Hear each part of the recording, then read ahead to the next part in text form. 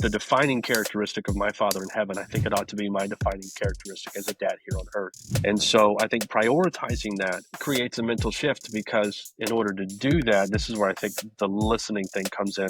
I might expand listening to be just paying attention. What fascinates me is in Peter's epistle, we're instructed to cast our cares on him because he cares for us. And so what that tells me is that God's care of me is in a sense tailor-made, that he wants to know what my problems are, that he wants to know what my struggles are. He wants to know my thoughts and what I'm dealing with so that he can care for me in the way that I need to be cared for. And I think this is a good model and template for us as dads. We have to listen to our kids and pay attention to our kids so that we actually know their needs. This is why I'm very anti and against the advice of be the dad that you wish that you had. My name is Tim Anderson. Welcome to Father and Friend, where men learn to live for the good of their families. Today we're with Anthony Vandagriff. He is the father of four and the founder and host of Fathering Our Future.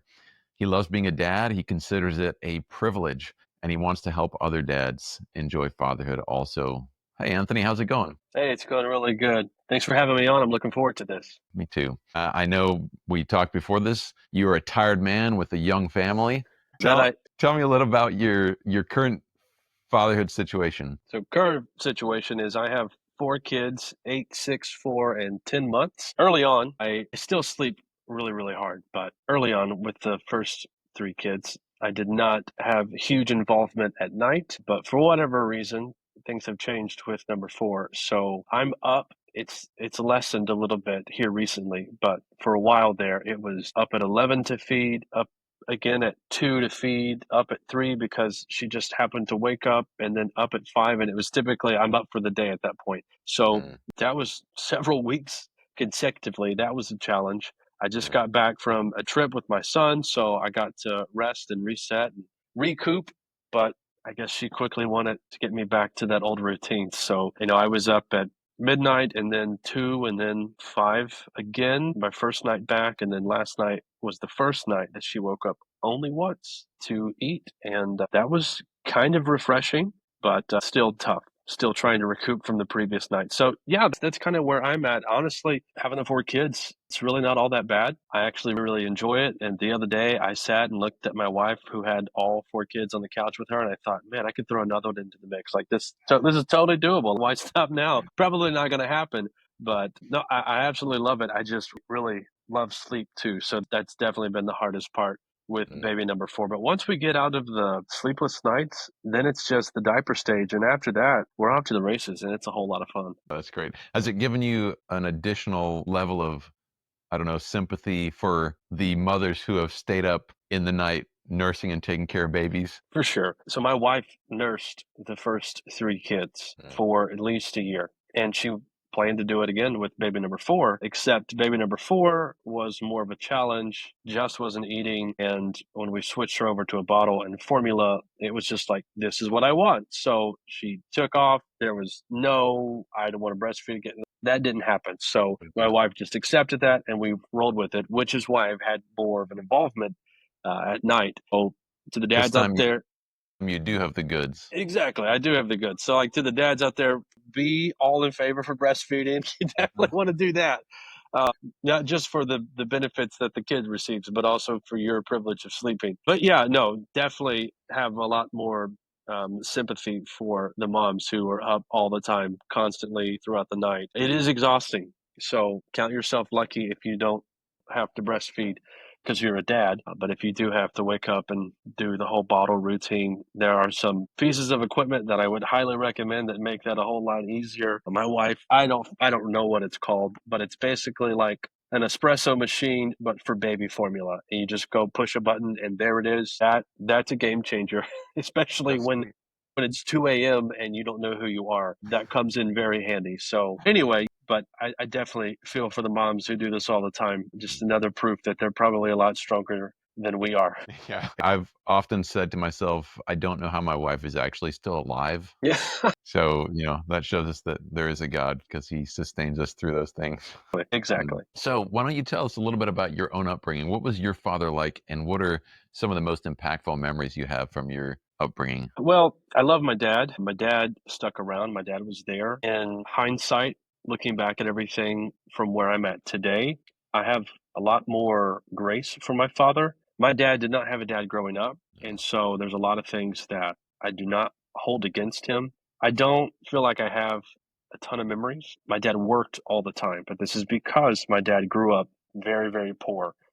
He had a single mom, and he was one of 5 children, but she essentially adopted a 6th. So he was the youngest and had to get to work at a very young age. He's got stories of his mother making large batches of peanut brittle, filling up boxes, and then he being 3 and 4 years old, being dropped off somewhere in town, walking around trying to sell his box of peanut brittle, and that's how they had food for anything. So he got all the hand-me-downs, and I know he worked the way that he worked because he grew up without anything. So, being a little older and a little wiser now, I look back and I realize, well, that's probably why he worked as hard as he worked. And he did a lot of things and provided in a lot of really big ways. We weren't wealthy, but I never went without, even though I remember there were times that he definitely went without so that I didn't have to. And little things like that.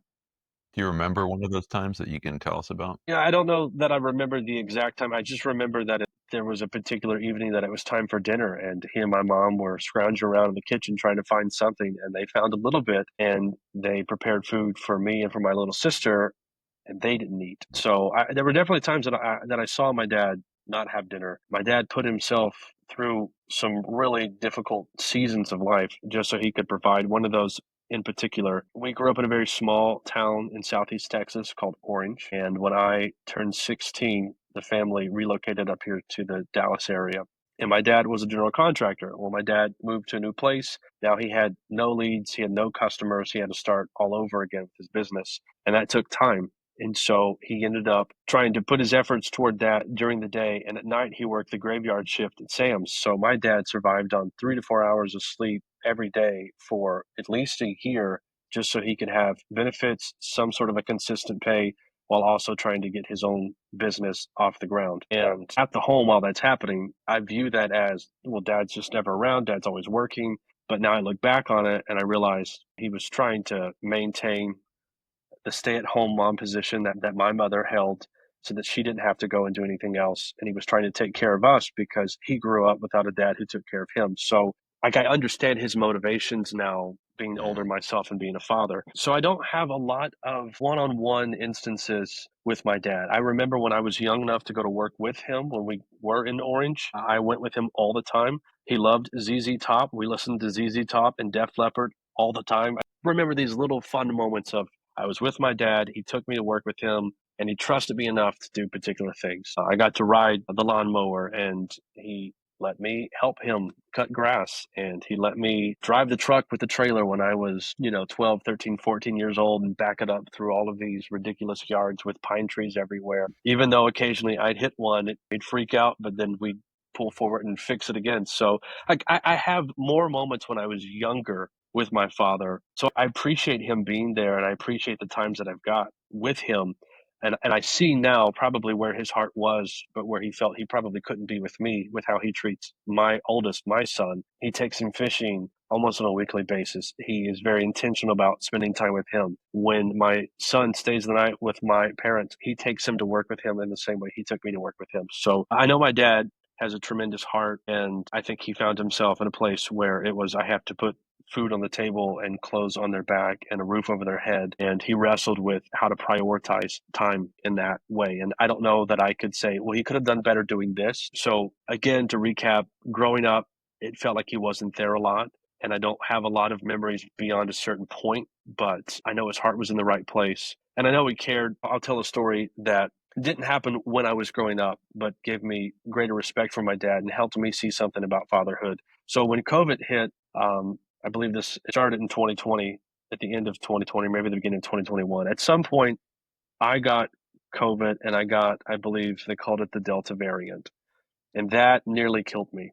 I lost 20 pounds in 11 days, and it was pretty much all muscle. I couldn't do anything. I couldn't move. It was bittersweet that my wife kids, three kids at the time, were in Ohio visiting her family so that they were not there to get exposed to me. But I remember my dad had COVID at the same time, and I'm pretty certain he's the one who gave me COVID because he's too tough to admit that he's sick. But as he was coming off of it and I was still in the heat of it, he would drive over to my house even when he wasn't feeling good. He ended up taking me to see the doctor so that I could get the infusion that they were still giving at that time so that I could get better. He dropped me back off of the house. He said, if you need anything, let me know. And I thought I was going to get better because everyone said 7 to 10 days and it's done.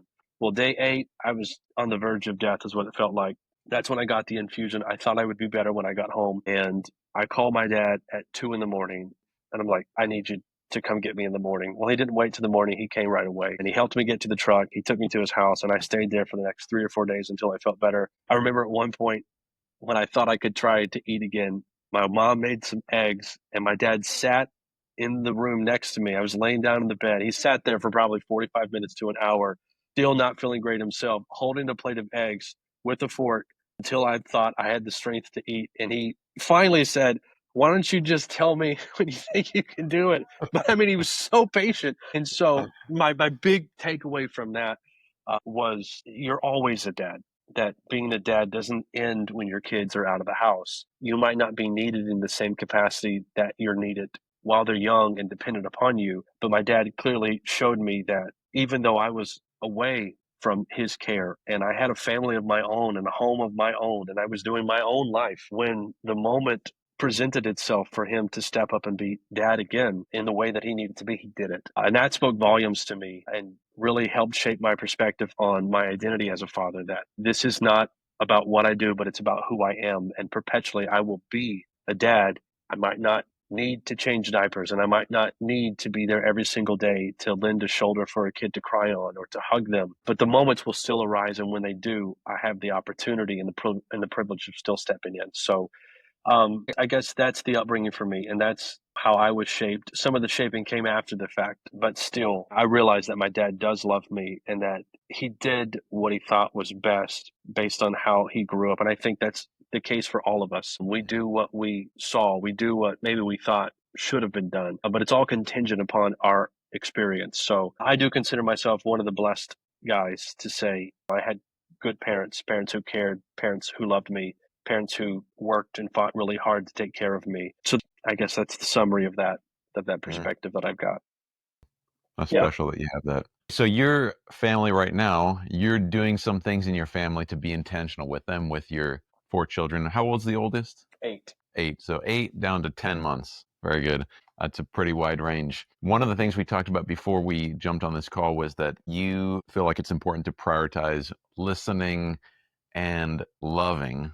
Can you describe that in a little bit more detail? Sure. I'll start first with the love part. I don't think that this is the thing that comes natural to dads. I think we want to be tough, and when we think about love, it's always tough love. We have this idea that we have to be stoic and strong and represent masculinity in a very macho way. So the love thing for me comes from how I read the scriptures. I think about God and all of the attributes that are given to God in the Bible, and there's plenty that you can choose from, but he's holy, he's strong, he's all of these things. But what fascinates me is that when John is writing his epistle in 1 John chapter 4, even though he could pull from different qualities and attributes of God to justify the reasons why he's telling the people to do what they ought to do, instead of saying, do it because God's powerful and he will squash you, do it because God is holy and so you're supposed to do the same thing, he writes multiple times, God is love. And not even that God loves you a lot, but that God is love. That if in some sense he's an embodiment of love. If you think of love, you've got to think of God. If you think of God, you've got to think of love. They're inseparable. And so for me, if that is the defining characteristic of my Father in heaven, I think it ought to be my defining characteristic as a dad here on earth. And so I think prioritizing that creates a mental shift, because in order to do that, this is where I think the listening thing comes in. I might expand listening to be just paying attention. What fascinates me is in Peter's epistle, we're instructed to cast our cares on him because he cares for us. And so what that tells me is that God's care of me is in a sense tailor-made. that he wants to know what my problems are, that he wants to know what my struggles are. He wants to know my thoughts and what I'm dealing with so that he can care for me in the way that I need to be cared for. And I think this is a good model and template for us as dads. We have to listen to our kids and pay attention to our kids so that we actually know their needs. This is why I'm very anti and against the advice of be the dad that you wish that you had. Because I think when men strive to do that, while it is noble in a sense, what we end up doing is we try to become what we wish we had. And what we're neglecting is what our children are actually asking for, because we're so fixated on my dad wasn't this, this, and this, so I'm going to be these things. But maybe your wife provides some of these things that you didn't get from your dad, and maybe what your kids need, because let's face it, they're growing up in a different time, in a different culture. And just because you've been there, done that, and have the t-shirt doesn't mean that it still fits. So things change and you have to continually learn. And if you're not open to the fact that my kids are going to need different things than I needed, you're going to end up ultimately doing something that's selfish, even though it's intended to be good. So this is where, again, the listening comes in. Communication is a huge part in establishing trust, which is the bedrock of relationship. And it's a huge part in nurturing that continually. But in the same way that we often probably like to tell our kids, you have 2 ears and 1 mouth for a reason, you should listen twice as much as you talk. I think the rule still applies to us as dads, because I think what we say to our kids is predicated on what we hear from them. Again, what are you actually dealing with? What are we observing about their behavior? If we just jump in and we react instead of taking the time to listen and to respond, I think ultimately we end up serving ourselves and not our kids. So, for example, this is a very ongoing thing with my now 4-year-old, and has been for the last year and a half or so. She throws her tantrums, and when she throws her tantrums, they're not logic based. So I can't respond with logic. I can't say, this makes absolutely no sense, and here's my 3 reasons why, and here's my defenses of each of these 3 reasons. Now stop. Doesn't work with a 4-year-old. You can try it all you want, but you're never going to win. So what I have to do is I have to actually listen, and I have to ask questions based on what I hear. So if she's losing it, simple question might be, what's wrong? And she might say something like, I can't walk. To which I can respond, well, you're standing up and you're moving right now, so I don't think that's really the problem. And then she'll say something like, well, I'm hungry. And I'll tell her, you just ate 30 minutes ago and I just gave you a snack. There's no way you're still hungry. And eventually we'll go through this line of questioning, and almost without fail, she gets to the same place every tantrum. And her last thing that she says is, I just need a hug. And so now I know how to respond, rather than saying, I'm going to give you something to cry about, or if you don't stop, I'm going to spank you, or I'm going to banish you to your room, and so that you don't disturb anyone else. Instead of doing things that serve myself and my convenience, I'm patient and I listen and I respond to the information that I receive so that I actually know what to respond to. And it almost always boils down to, I just need a hug. And so then I can actually provide what's needed, and then we have resolution. And so that's where I think the listening thing comes in. And that obviously takes a different shape as your kids grow up, but still just that practice of patience and listening, and really allowing your kid to cast their present care on you so that you can care for them in the way that they actually need. And again, I think this becomes cyclical with love. As you're doing those things, what your kids observe and what gets down into their heart is that my dad cares for me the way that I need to be cared for. And that will be interpreted as my dad loves me. And I think at the end of everything that we're doing, all the other accomplishments that we want to pursue and chase in life, great. I hope we get them. I pray for every guy that they're successful in every way that they want to be successful. But when we take that last breath and everyone comes from far and wide and they talk about the accolades and accomplishments, my prayer is that my kids get up there and say, yeah, if there ever was the man, it was my dad. But more than anything, I know that he loved me. That is what I think all of us as fathers ought to truly desire and seek after. So that's why, for me, love and listening are 2 things that maybe are a bit out of the norm, especially for men, because we don't always like to tap into the sensitive side, the affectionate side. And I struggle with this. Classic example, I just got off of this boys cruise with my son, which, was a lot of fun. And if you want more details, I can give you more details on it. But my son is 8, and my son is a big 8-year-old. He looks more like a 10-year-old. He's very tall. And my son is affectionate. I'm totally okay with my arm around him. We've given him a hug. I still kiss him on the cheek. I'm totally fine with that, and I'll be fine with that forever. But for whatever reason, I get this weird feeling every time he grabs my hand, because he still likes to hold my hand. And he did it multiple times on the cruise ship. Anytime he was walking beside me, he goes to grab my hand. And I have to fight this feeling inside that says he's too big for this. Because then I challenge myself, well, why do I think that? Now, my dad was not overly affectionate. My dad was a tough guy. My dad had gallstones in his gallbladder and it needed to be removed, and his eyes were yellow, and he was like, no, I'm fine. My mom had to force him to go to the hospital. My dad had a stroke. My dad had a stroke a few years back while my mom was decorating the Christmas tree. And she turned around and she laughed at first because she thought he was playing, because he never gets sick. He's impervious to anything. That's what it's always seemed like. And he had worked that day. And she was like, I'm going to call an ambulance. And in his own way that he could, he communicated, no, take me to the hospital if you feel you need to. But first, I'm going to shower. And he literally, while having a stroke, went and took a shower, changed his clothes, and then allowed her to take him to the hospital. It's just like, you do realize that you could have died at any point in doing this. But he's just been the most macho man, and he's the strongest guy ever. He's just done all these weird feats, and it's just like he's got to be the modern day Samson. He's a big guy, but his strength is just ridiculous. So I didn't have the affectionate father. I've made it a point, like, I want to be this way with my kids. I saw an older dad, probably in his 70s, 80s, walk up to his son in his 50s, hugging, kiss him on the cheek, right in this circle of men. Didn't think about it, and I thought, this is how I want to be with my kid. I don't want to care what people think. I just want to love my son. And but still, I fight that. I fight that when he goes to hold my hand, because then I'm just like, this feels childish, but is this what he needs? And so even though I'm passing out this philosophy of love, it's still something that I have to fight because of my upbringing personally. Anyway, that's what I try to focus on, because I don't think, at least for me, the listening part, it's easy to serve self and just correct things in the moment. Men, we're Mr. Fix It. We want to just get resolution and we want to get it right away. Listening is counterintuitive to that.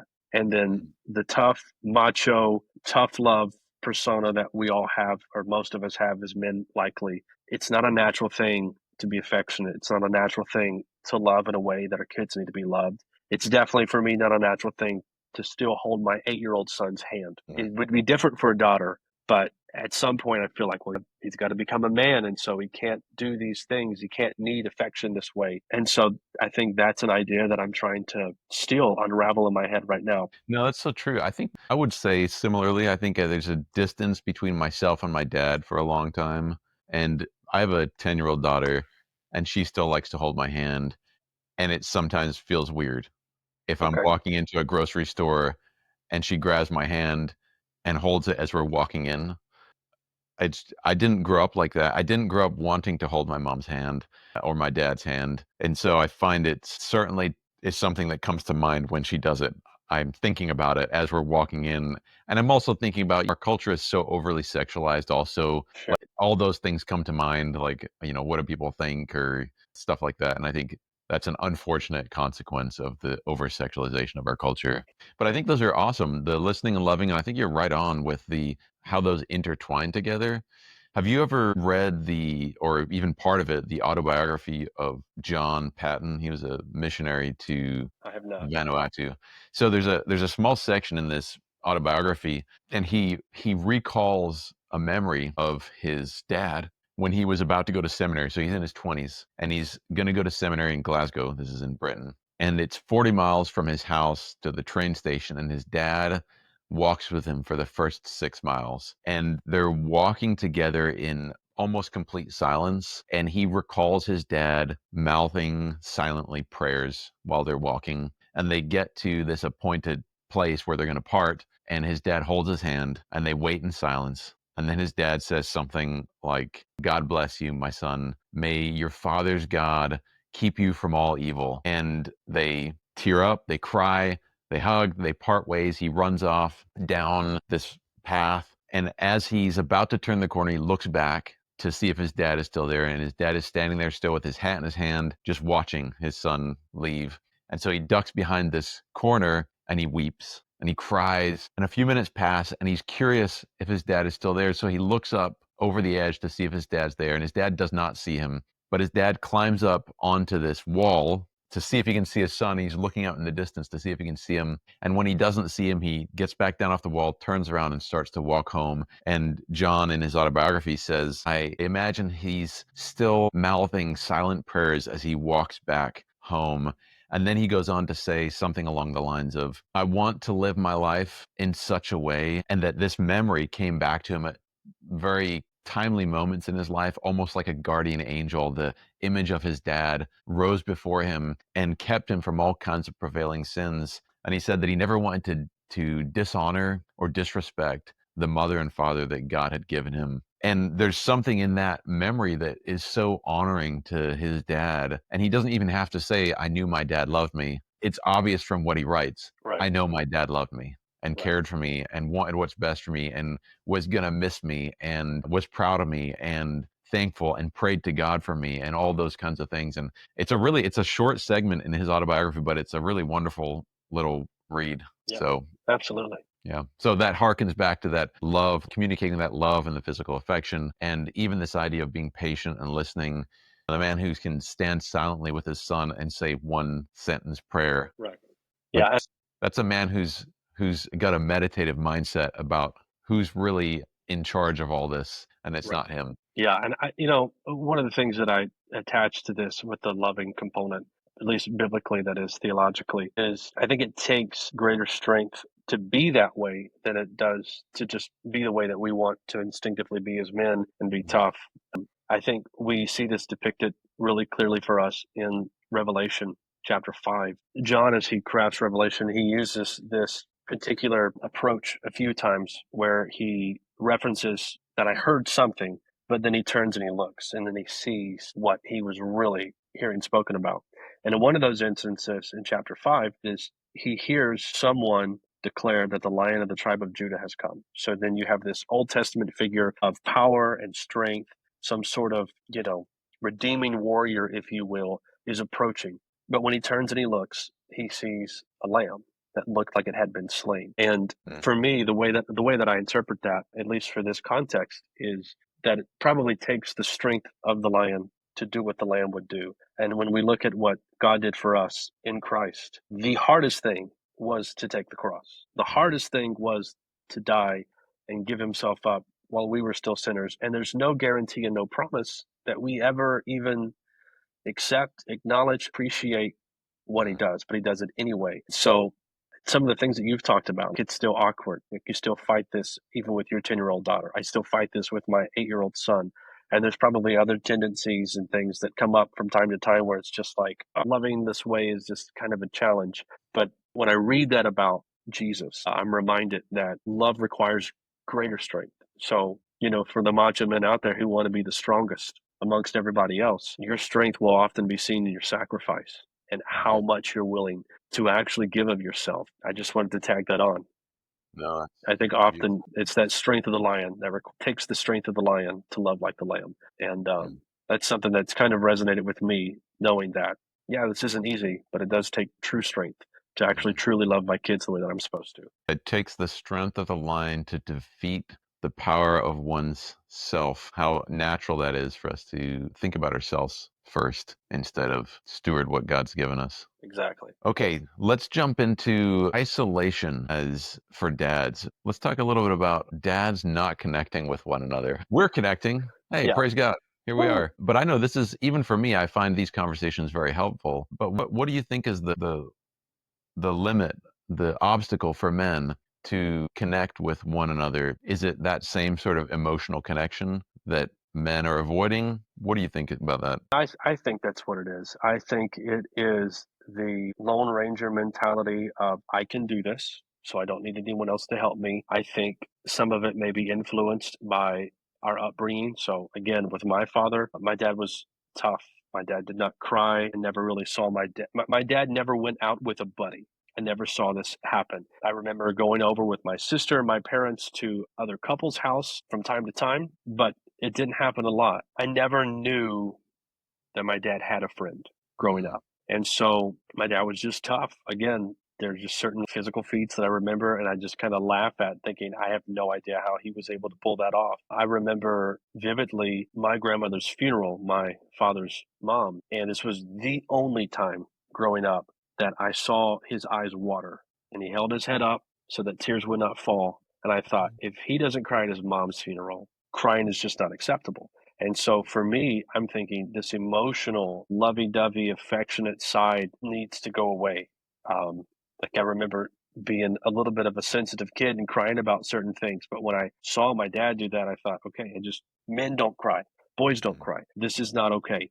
And then I became a dad, and I cry all the time because it just comes with the territory, I guess. Maybe I've just backed up on emotions. Anyway, I saw this from my dad. I saw this very macho approach, and my dad just did everything, even with his business. My dad rarely ever hired people to help him. He just did it himself. And so for me, that was definitely a part of it. It was just friends were not a normal thing for a man. Now, fortunately for me, much of my shaping, I think, came from church involvement, which I think was a blessing for me. So I was involved in a program called Bible quizzing, and that allowed me to travel with my church and be super connected with the family that was involved with it at our church. But I made friends all over the nation with at around the same time the start of social media coming in. There was an old platform called Everyone's Connected, and then I never did the Zynga or the MySpace stuff. But Facebook came up eventually, and so at this point it was easier to stay connected with friends and follow up with people and have conversations. So for me, I did not struggle with friendships. It almost came natural to me, and I'm more of an extrovert, so Do you feel like even now, do you have close friends that you connect with on your deepest issues? yes. And I think maybe doing the fatherhood thing has made that it's made it to where I've been more aggressive about it, if I could phrase it that way. I had friends that I was close to that I never lost contact with. But now, for example, I have one buddy that I text every single Monday. He's on his mission, his entrepreneurial mission, and I'm on this mission with Fathering Our Future. And we tag in with each other every Monday. We ask the hard questions, we see what we're doing, we see what we can help with, and we just stay in constant contact. And that's our minimum. And then I have other friends that I see at church every single week. I come up to our church to do podcast things, and I see buddies and I see men, and I connect with them when I come in contact with them. And then another thing that I think is also important that is attached to this community idea is not just having men that you can connect with, but having families that you and your wife and your kids can connect with. Because yes, we need community and we need relationships, but so do our wives and so do our kids. So having families that you can come together with, and we're blessed to have at least a couple of families that I can think of off the top of my head where we can get together and we can have fun and we can talk about issues. We can vacation with them. And, some of the families, it's not families that I would have ever thought that I would have connected with, but you find some common ground. Maybe it's the kids connect. And then so you're like, well, maybe we can connect with the parents. Maybe it's the wives connect. And then so you take that bold step and you introduce yourself to her husband, and then you try to talk about whatever you can talk about. It doesn't always happen organically or naturally. Sometimes it takes an effort, and I think most of the time that is the case. But it's an effort that's worth taking, um, because this whole idea that we can just do it by ourselves is just flawed. And I don't think there's any sweeter way to say that. It's just absolutely wrong. We weren't created to be isolated. We weren't created to do things alone. Biblically, this is very blatant. Even in the beginning, there's an old saying that goes around in church circles that me and God is a majority. And maybe in some contexts, that's okay. But by and large, I think kind of a dumb thing that we say, because in the beginning, God has created Adam, and Adam has the animals, and Adam even has God that he has a relationship with. And God looks at this and he says, it's not good that man is alone. And so God, even being a part of that equation, still views this as loneliness and that this is not adequate. And I think one of the best illustrations of this is the prophet Elijah. He's got this ridiculous resume of all the things that God used him for. He makes a spectacle of the prophets of Baal. And then after this, he catches wind that Jezebel is out to kill him. So all this time, he has a servant that travels with him. And after he gets word of what Jezebel is set out to do, he travels to a particular place and he leaves his servant there. The Bible is very intentional in the language that he leaves his servant there, and then he makes a day's journey out into the wilderness. So he isolates himself, and it's when he's isolated and alone that he prays the prayer of, God, just take me now. I can't do this. This isn't going to work out. It's just better that I'm dead, gone. Just go ahead and end things for me now, please. And, God kicks some sense into him. And he's just like, I've got hundreds of other people just like you who aren't running away and isolating themselves like you're doing right now. But what's beautiful for me is that when he comes back around, God tells him to go and select Elisha to be his servant. And that works out. But at the end of Elijah's life, when he's getting ready to be caught up in this chariot of fire, he tries to leave Elisha behind like 3 different times. He says, you stay here and let me go. And every time Elisha says, I will not let you go. I will not let you do this alone. And he sticks with him. And I think part of that maybe speaks to Elisha realizing the proclivity of Elijah of isolating himself when things get too difficult and being the friend that says, I'm going to stick with you through this because you're not made to do this alone. And so, I think there's a couple of things that we take from that. One, if you're having awful thoughts and you're just constantly downing yourself, it's probably because you've disconnected from everyone and you have no one that you're in community with. So fix that and find community. But flip that on the other side, we need to try and be more like Elisha. We need to be intentional about connecting with our friends. If it's been a year, 2 or 3, now is the best time to make that call or send that text and say, hey man, it's been a while. How have you been doing? Because we all need community. So yeah, I mean, I think it's probably this macho mindset that we have that, who knows where it really came from. I definitely get clips of it from my upbringing and then just observing other men, and maybe culture and TV and movies kind of paint this picture as well. And that's where a lot of it comes from. But I think we've probably learned at this point, at least we should have, that movies and TV is probably not the right inspiration to draw from on how we arrange and How we should orient our live our lives. life. Yeah, yeah, it's probably not the right way to go. Maybe Uh, a biblical approach would be a little smarter, but yeah. yeah, no, I mean, I think a lot of those influences probably play in for every man, and maybe it's a different combination of factors, but I definitely see those things having their part in this. I don't need Yeah. anybody to help me do it, but the opposite is the clear truth. We absolutely need people, and honestly, I'm in the camp the merrier. The more connections you have, the more friends that you stay in contact with. Even through doing this podcast, I've met some really cool dads. They might not be doing super cool things, but they're just cool dads in general. And I make a note and I save their contact information. And once a quarter, I try to email or send them a text and just check in with them because I know they need it.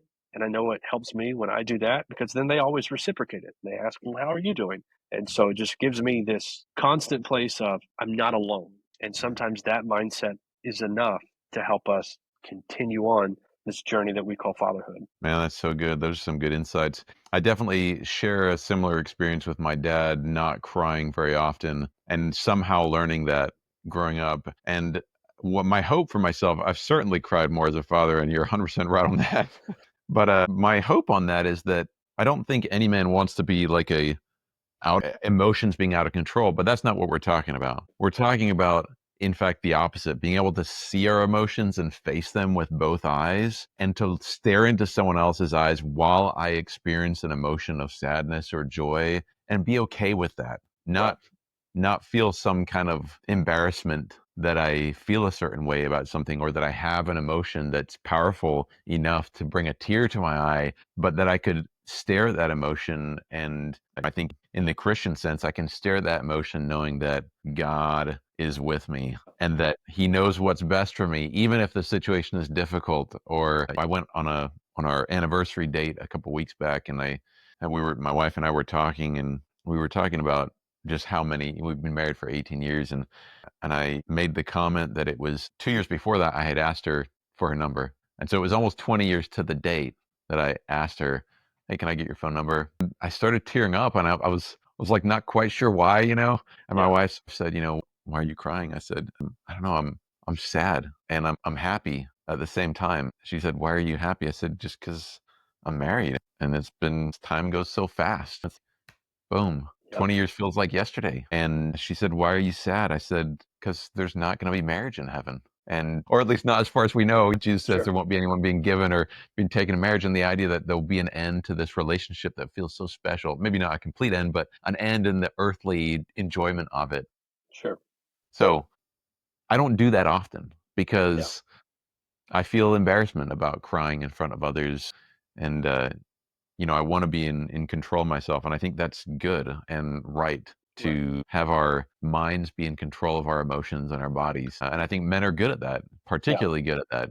Too good. Yeah, that's right. We're too good at it. We're so good at it that we can run into blazing fires and be stuff those emotions down and be unafraid, or be afraid but not let it prevent us. Or we can have the capacity to do things that may debilitate some others, children and some females. And so there's something special about that as well. But I think it needs to be appropriately balanced with our whole person, the whole of who God made us to be. For sure. Yeah, and God gave us the emotions too, and I think that's what men often neglect to realize is your ability to emote is a part of God's design. So, Mm. and oftentimes when you bottle it all up and you try to stifle it, it will manifest itself in a different way. It Mhm. typically will not manifest itself in a way uh, that is helpful for other people. A healthy way. Exactly. I think for men, a lot of times it ends up coming back out as anger and frustration because why are you pushing? Why do you want to know? Why are you asking this? And it just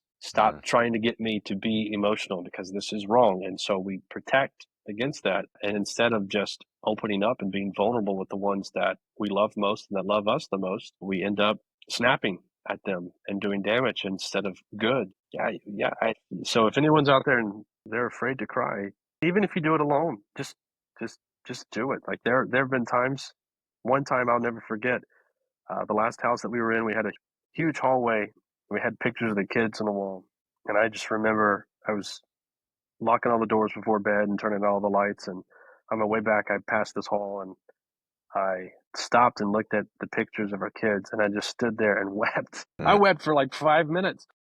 But I dried it all up before I got back to the bedroom, and I was fine. My wife couldn't tell that I was crying if she was even awake at that point. I don't remember. But even if it's alone, maybe that's how you start. Maybe you do it in private first, but can't be afraid to let it out. Good. All right. Last question for you. What has been your as a dad, Ooh, greatest accomplishment. or what are you most proud of as a dad? I struggle with this. So on my podcast, I always ask dads, what's your best piece of advice? And it wasn't up until recently I actually asked myself, do I even have an answer for that question? And I realized, man, this is a loaded question because you really you either have to set something up above the rest or you have to water everything down to give just some generic answer that's all encompassing. And Mhm. that's difficult. So to pick the greatest accomplishment and to pick maybe something that I'm most proud of. It's tough because, the fact that I have stuck around, that I'm there for my kids. I'm proud that I've done that. The fact that I'm patient with my kids, I'm proud that I've done that. The fact that I've grown in various ways to where I'm not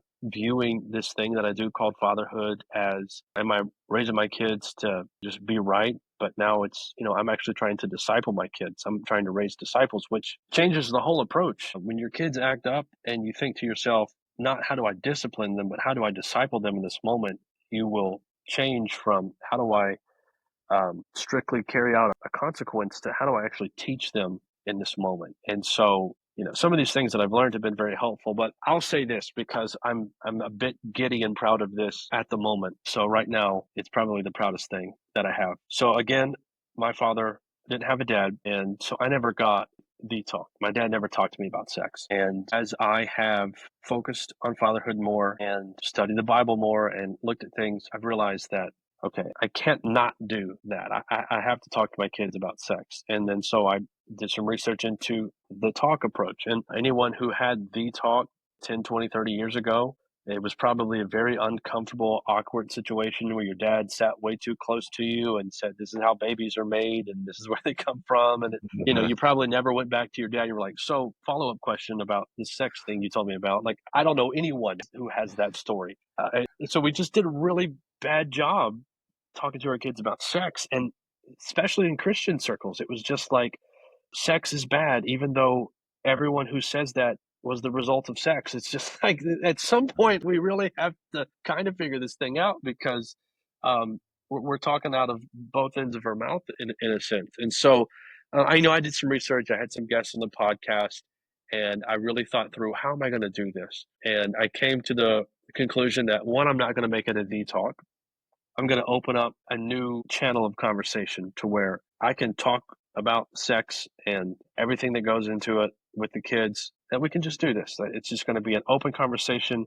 We're not going to be uncomfortable because God created sex. One of the best things that I heard when I was doing research, I interviewed a couple of my friends who have a pretty successful podcast. And the guy said, I don't think he could remember who had the quote, but he said, there's so many Christians who believe that God created male and female and created them perfectly, and then the devil came and slapped their genitals on. Like that's such a bad thing, and that's really how we viewed it. And so, my whole boys' cruise that I just came back from, that's what it was about. It was we celebrated manhood. My son's 8.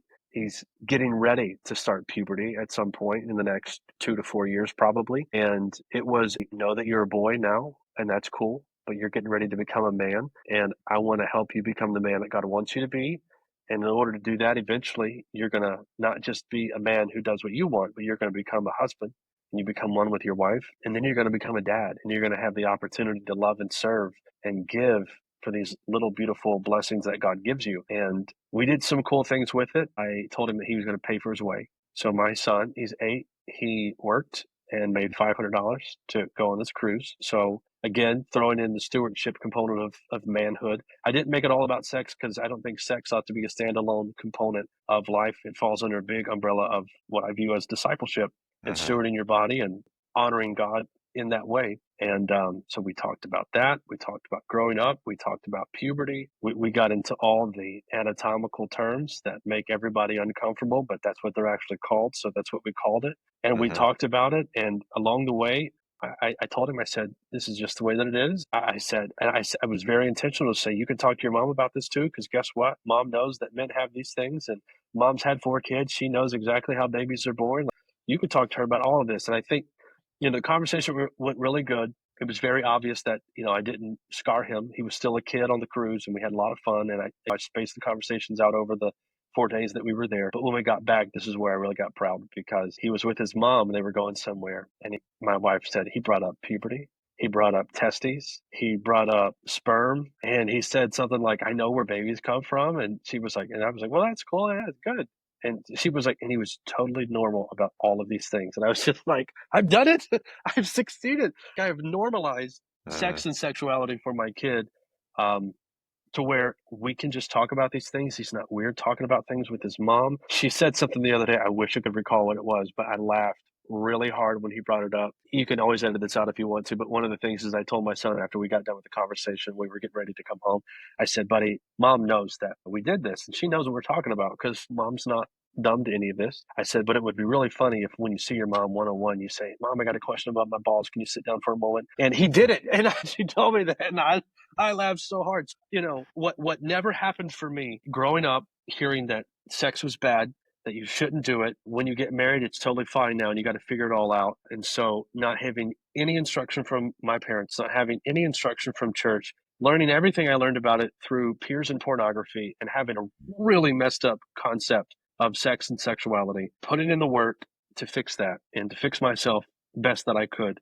And then to have that conversation with my son or to start that conversation, because it's not a one and done deal, but to be able to discuss that with him and then to get on the other side of it and he's fine. Like I've witnessed that you can talk about these things with your kids and your kids can handle it. Your kids are going to be okay. It wasn't just, this goes here and that's done. I didn't make it about that. I made it about his identity. So I'm very proud in how I did this, and I'm very proud in what resulted. More details to come because I'm going to create a little, at least a digital product book or a book at some point on working title right now is Talk the Talk. So we'll see what comes of that. That right now is what I'm most proud of because it took a little bit of bravery. It took a lot of, this wasn't done for me. I've never done this before. I'm not sure how this is going to play out, but the end result, I was very pleased. So right now, this is like all that's on my mind. I'm very happy that this worked out the way that it worked out. And, I'm not so weird talking about it. And even when conversations come up with my daughters, because that's one of the things I learned is that fathers don't just talk to their sons about sex. You should normalize it in your home, even with your daughters as well. I'm not so intimidated by it. So it's like I ripped the Band-Aid off in a sense. So right now, I think that is probably my most proud accomplishment as a dad, that I did what was not done for me, that I put in the time and the effort to really structure things in a way that I thought honored God, that I went through with it, and that it worked. I'm very, very happy with that right now. That's exciting. Yeah. Congratulations on that going well. And praise God. That's Thank awesome. you. Tell us a little bit about what you're doing with Fathering Our Future. So Father in Our We'll Future, wrap up with this. for sure. Father in Our Future, predominantly a podcast. I post an episode every single Monday morning at 4 a.m. Not because I'm up with the baby. That's just the time that I schedule things out. I'm going Right after helping your baby. exactly. I wake up at 3, help my baby, and then I post my pod. No. So that's just when it publishes, just so it's available when everyone starts their week. But outside of that, I do have the weekly episodes, but I also post blogs and then social media content, which is often bite-sized snippets, sometimes just totally random things that aren't even discussed on the podcast. I've written a couple of books. One I give away for free, which you can get on the website, and the other is a devotional. I wrote this devotional called Following Our Father. I go through 30 qualities and attributes of God as our Heavenly Father and talk about how we can adopt those things for our own selves as earthly dads. You can get a copy of that on Amazon. And my whole Where goal, where can people connect with you? if you go to the website, fatheringourfuture.com, you can get everything there. If you want to connect with me, there's a contact form there, but I'm also on Facebook, Instagram, and YouTube. And so that's where you'll actually get the content. I do have a LinkedIn profile, and I at least post the weekly podcast there, but I'm pretty absent on LinkedIn. I get on LinkedIn to support my friends, and I don't really do much else there. So if you want to connect with me and the content, Facebook, Instagram, and YouTube is a place to go, or you can get everything just by going to the website, fatheringourfuture.com. And that about sums it up. Hey, Anthony, thanks so much for all your time today. I appreciate it. Yeah, thank you. This was real fun. Fellow fathers and friends, so glad you could join us for this episode. To stay connected, visit our website at fatherandfriend.com. Sign up for our monthly newsletter, or follow us on Facebook, Instagram, and other social media sites. Be sure to like, follow, and share with fellow dads and families in your community. If you have a topic you'd like us to discuss, send us a message and let us know. Until our next episode, keep showing up, loving deeply, and making an impact for the good of your family. Thanks for listening, and we'll see you next time on Father and Friend.